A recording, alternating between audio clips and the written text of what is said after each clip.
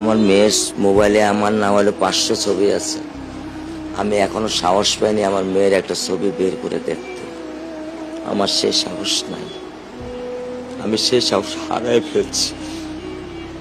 কারণ ও আমার ছিল হৃৎপিণ্ড। ওর জীবনে এমন কোনো চাওয়া নাই যেটা আমি পূরণ করি নাই। পরশুদিন বলছে, বাবা আমার একটা বরখা কিনে দাও। আমার চাচতো ভাই বললো, ভাই ইসলামপুর থেকে 300-400 টাকা পাওয়া যায়।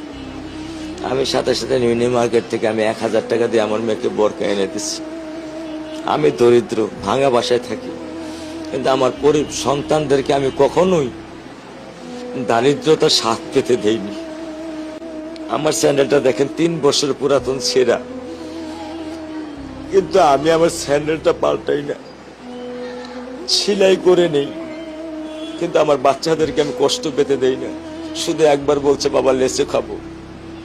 আমি 1 মিনিটও দেরি করিনি, 1 মিনিটও আমি দেরি করিনি। ও আমার একটা হৃৎপিণ্ড, সেটাই আল্লাহ নিয়ে গেছে।